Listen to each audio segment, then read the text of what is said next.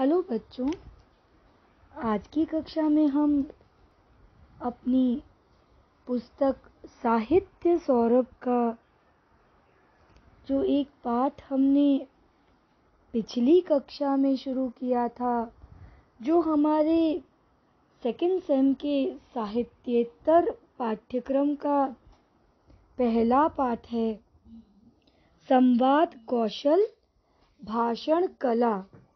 यह पाठ हम पढ़ने जा रहे हैं। संवाद कौशल का अर्थ है कि आप बातचीत कितने प्रभावी तरीके से कर सकते हैं। यही हम इस पाठ में पढ़ने जा रहे हैं। संवाद दो या दो से अधिक लोगों के बीच लिखित या बोले गए वार्तालाप विनिमय हैं। संवाद अगर देखा जाए तो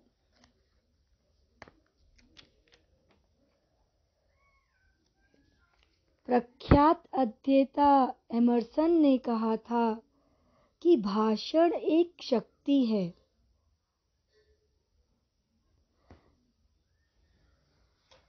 वेदों में तो बोलने की शक्ति को अमोघ बताया गया है, अर्थात उससे बेहतर कोई और तरीका नहीं है।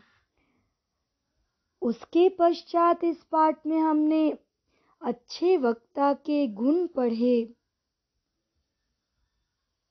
किसी भी कार्यक्रम को सफल बनाने में उस कार्यक्रम के वक्ताओं का बड़ा हाथ होता है।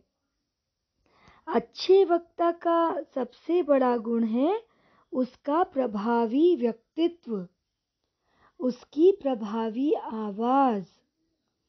उसके पश्चात हमने भाषण की विषय वस्तु पढ़ा कि जो भी भाषण हम दे रहे हैं या जो विचार हम प्रकट कर रहे हैं, उसकी प्रासंगिकता क्या है, तथा देह भाषा अर्थात वक्ता की शारीरिक भाषा किस प्रकार की है, बॉडी लैंग्वेज में किस प्रकार कितना प्रभाव है।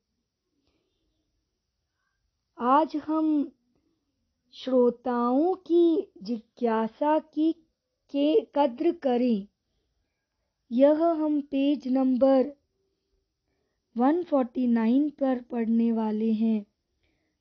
श्रोताओं की जिज्ञासा की कद्र करें।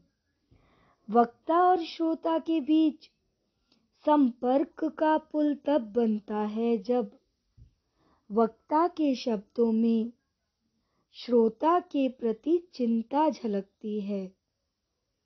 ऐसी स्थिति में वक्ता को उस कालखंड की दुश्चिंताओं का पर्याप्त ज्ञान होना चाहिए। आज जबकि राजनीतिक और सामाजिक स्थितियों में तेजी से गिरावट आई है, श्रोता वक्ता के शब्दों के आईने में उन्हें देखना चाहता है। वक्ता को क्षेत्र विशेष की भयावह सच्चाइयों का ज्ञान होना चाहिए, जिन्होंने लोगों की परेशानियों का कैनवास दिनों दिन बढ़ा दिया है। अर्थात वक्ता को उस समय की राजनीतिक और सामाजिक कठिनाइयां, परेशानियों का भान होना चाहिए, ज्ञात होनी चाहिए, ताकि वो श्रोता से जुड़ सके।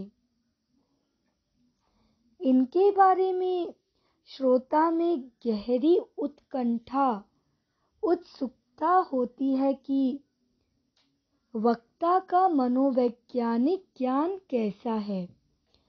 श्रोता राजनीतिक नेताओं से विकास के दावे नहीं सुनना चाहता। वह यह जानना चाहता है कि काहिली, मौज मस्ती और हद दर्जे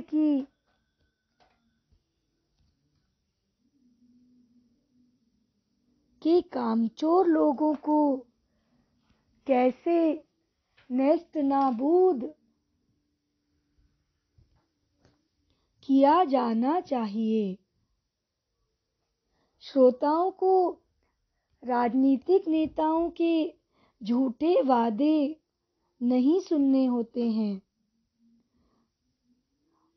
वह तो सिर्फ इतना जानना चाहते हैं कि कैसे इन कामचोर लोगों को हटाया जाए।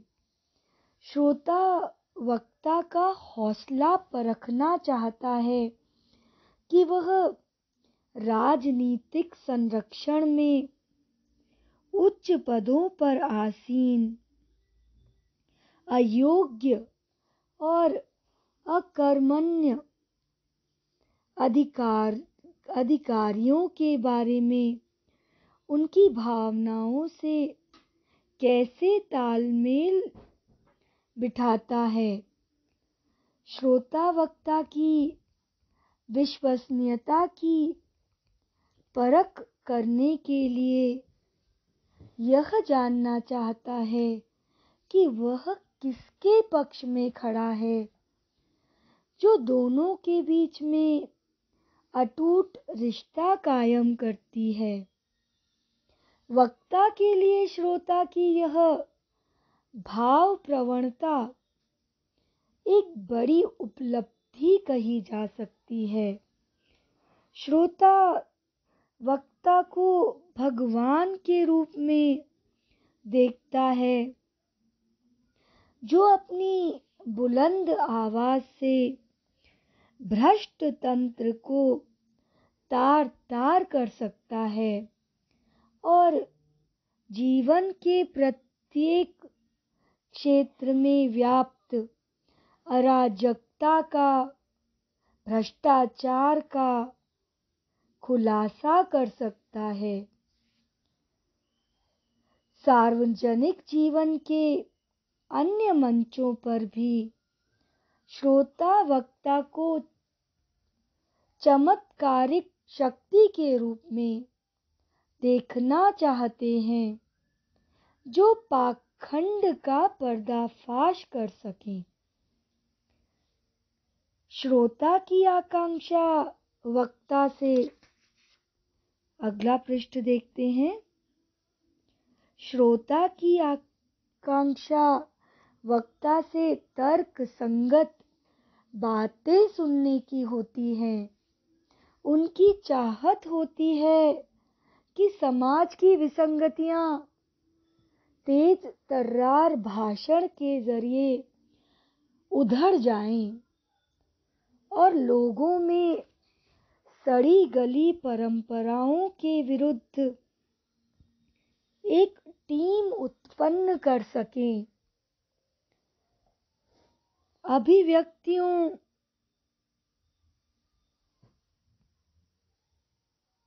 के आधार पर वक्ता की घृणा हो या वाक चातुर्थ, उन्हें परिस्थिति जन्य नजर आनी चाहिए। भ्रष्ट व्यवस्था को नकारता वक्ता श्रोता को महानायक नजर आता है। श्रोता वक्ता से सच सुनने की अपेक्षा रखते हैं।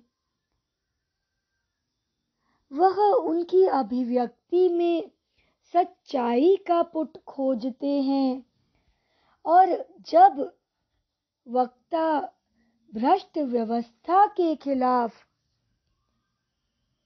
अपना झंडा ऊंचा उठाता है तो वह उसे महानायक मान लेते हैं। यद्यपि श्रोता का मन जीतना ही सफल वक्ता की कसौटी होती है, लेकिन इसका अर्थ यह कदापि नहीं है कि असंगत मुद्दों पर भी सहमति व्यक्त की जाए। अनेक शोध भी इस बात की पुष्टि करते हैं कि जब किसी की तर्कहीन बात पर सहमति जताना उचित न हो तो जबरदस्ती हाँ कहना गलत है। अर्थात श्रोता कभी भी यह नहीं चाहेगा कि वक्ता असंगत मुद्दों पर भी सहमति व्यक्त करे या श्रोता वक्ता की तर्कहीन बातों पर सहमति प्रकट करे। हालांकि वक्ता के लिए ऐसे अवसर कम ही आते हैं। अटलांटिक विश्वविद्यालय फ्लोरिडा के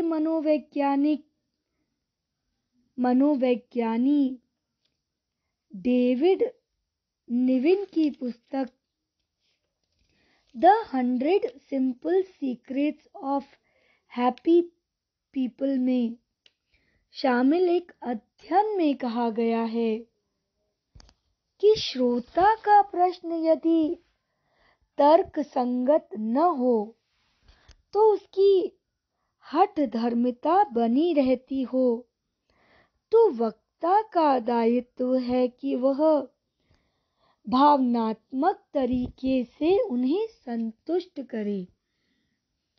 एक मनोविज्ञानी की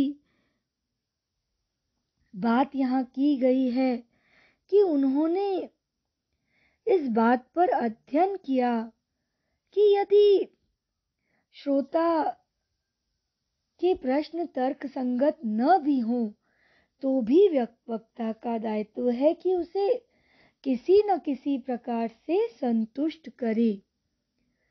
श्रोता के किसी प्रश्न का तात्कालिक समाधान संभव न हो तो उसे टालने के बजाय विनम्रता पूर्वक कह दिया जाए कि मैं आपको बाद में इसका समाधान बता दूंगा।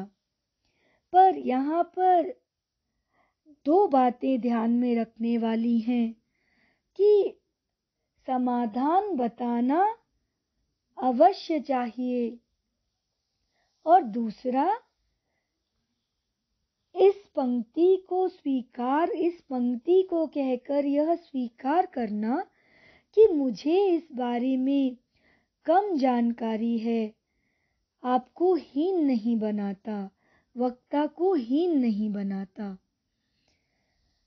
श्रोता सबसे ज्यादा संतुष्ट तब होता है जब वक्ता उसके साथ अपनी भावनाओं को बांटने का प्रयास करता है।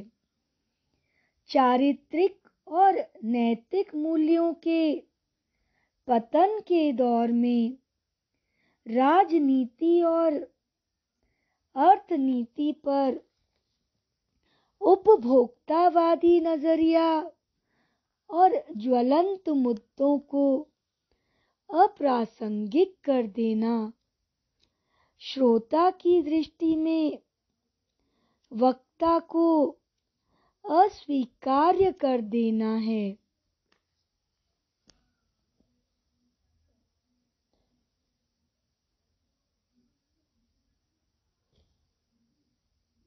देखिए, जब हम बात करते हैं चरित्र की, नैतिक मूल्यों की, तो यहाँ पर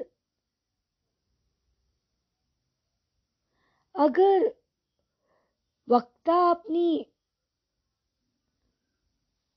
भावनाओं को बांटने का प्रयास करेगा तभी ही श्रोता उससे संतुष्ट होगा, उसकी बातों को स्वीकार करेगा।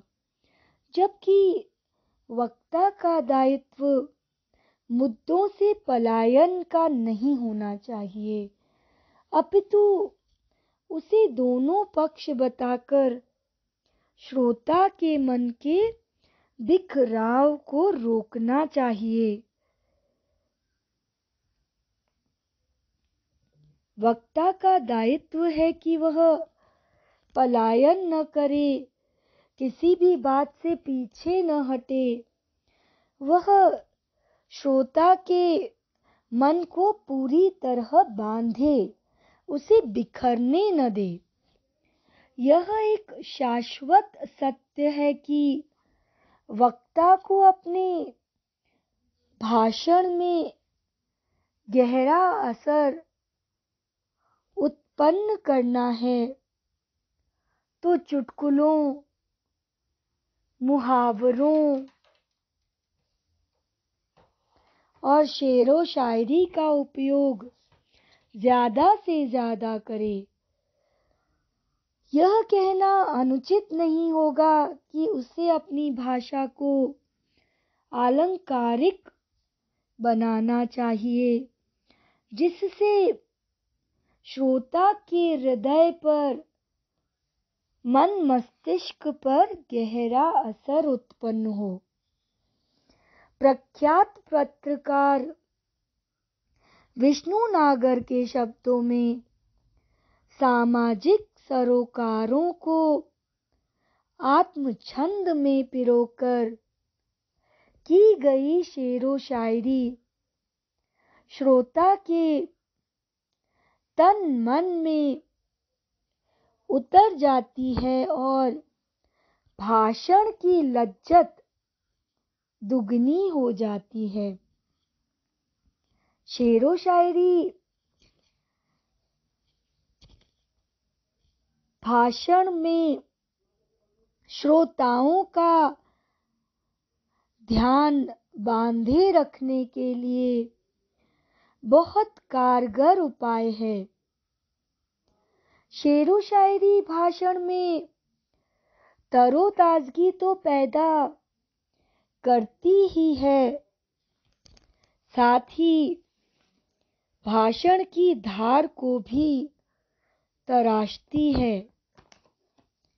खिचड़ी नुमा भाषण भी श्रोताओं का वक्ता के प्रति लगाव उत्पन्न करता है। श्रोता परिवर्तनगामी होता है, वह परिवर्तन में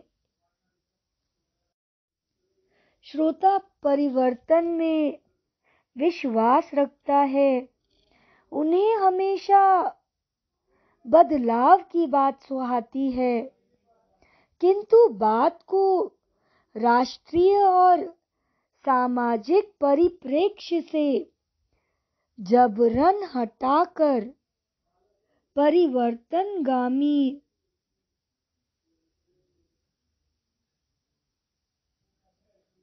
श्रोता की आकांक्षा के अनुरूप कहा जाए, यह उचित नहीं है। देखिए, वैसे तो श्रोता को बदलाव की बात, परिवर्तन की बात हमेशा पसंद आती है, परंतु अगर सामाजिक परिप्रेक्ष्य अर्थात पर्सपेक्टिव जिसे हम कहते हैं, देखने अथवा सोचने की दृष्टि जबरन हटा के परिवर्तनगामी श्रोता की आकांक्षा के अनुरूप कहा जाए, ये ठीक नहीं होगा। ऐसे में श्रोता का ध्यान भटकने की, छिटकने की संभावना के मद्देनजर यदि हास्य प्रसंग रचे जाएं, तो श्रोता का असंतोष अवश्य स्वतः ही गायब हो जाएगा। भाषण को सर्वाधिक रोचक बनाते हैं सवाल जवाब। सवाल जवाब का सिलसिला अगर जारी रहेगा तो दर्शकों की, श्रोताओं की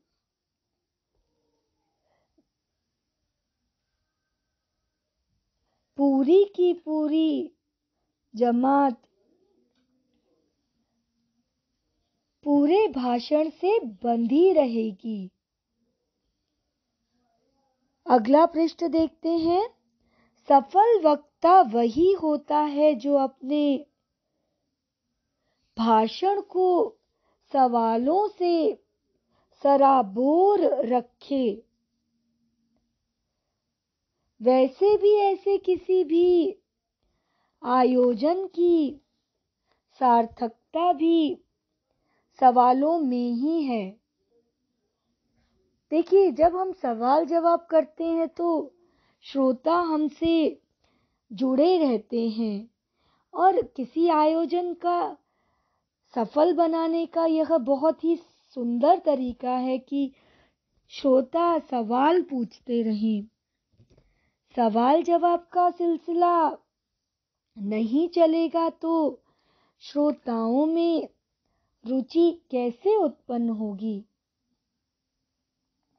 जब वक्ता बोलता रहेगा और श्रोता सुनता रहेगा, या ऐसे कहें कि वक्ता बोलता ही रहेगा और श्रोता सुनता ही रहेगा, तो इस स्थिति में नीरसता ही उत्पन्न होगी।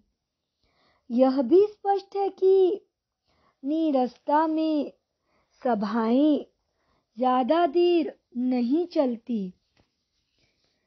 सभा का समापन भी हो गया तो अधूरेपन के आभास में ही सिमटेगी। अगर सभा नीरस ही रही तो वह अधूरेपन में लिपटी रहेगी।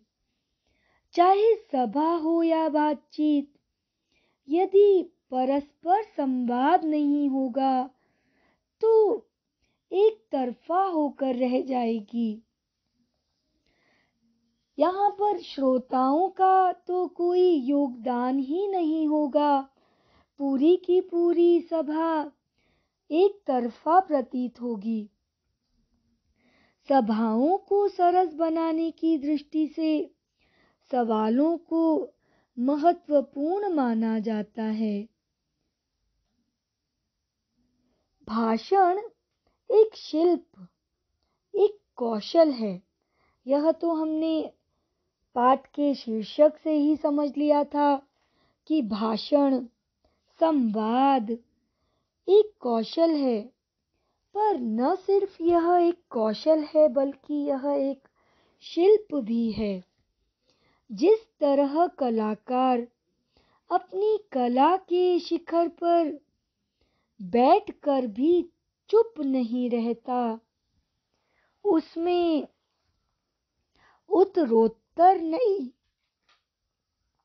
संभावनाओं की खोज करता है। वक्ता को भी अपनी भाषण कला को परिष्कृत करने का निरंतर प्रयास करना चाहिए। देखिए, यहाँ पर लेखक हमें समझा रहे हैं कि वक्ता को अपनी भाषण कला को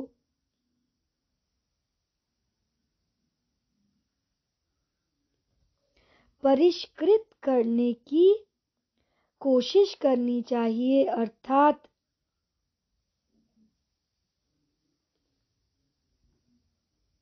शुद्ध किया हुआ। परिष्कृत का अर्थ है जिसे सजाया या संवारा गया हो, चमकाया गया हो। ऐसा निरंतर वक्ता को प्रयास करते रहना चाहिए। भाषण में भी सेल्समैन सरीखी विद्वता होनी चाहिए। वाक चातुर्य और व्यवहार कुशलता इसके आयुध हैं। अर्थात आयुध का अर्थ है कि यह शस्त्र और हथियार हैं जो वक्ता को दूसरों से बेहतर बनाते हैं, दूसरे वक्ताओं से अधिक मान दिलाते हैं। परस्पर संबंधों का मजबूत सेतु तभी बनता है जब दोषों की अपेक्षा गुणों पर अधिक ध्यान देने का सकारात्मक दृष्टिकोण अपनाया जाए तो विशेषताओं का इंद्रधनुष दमकता नजर आएगा। देखिए, यहाँ पर जब वक्ता और श्रोता का संबंध जुड़ता है, उनके बीच में एक मजबूत सेतु बनता है, तब गुणों पर अधिक ध्यान जाता है, अपने आप सकारात्मक दृष्टिकोण बनता है। वक्ता को अपने व्यक्तित्व में दिनों दिन उजास भरने के लिए नव सृजन के प्रयोग भी करते रहना चाहिए। वही घिसी पिटी लाइनें, वही घिसी पिटी शेरो शायरी अधिक दिनों तक श्रोताओं को बांध कर नहीं रख सकती है। इस तरह के प्रयोग का दायरा श्रोताओं की मानसिकता को पढ़ते हुए करना चाहिए। उदाहरण के लिए इस तरह के प्रसंगों का बराबर उल्लेख करते रहना चाहिए जिससे स्वयं के सम्मान में अभिवृद्धि हो तथा श्रोता भी समादृत हो। यहाँ पर लेखक कहना चाहते हैं कि वक्ता सफल तभी होगा जब वह स्वयं के सम्मान की बात करे और साथ ही साथ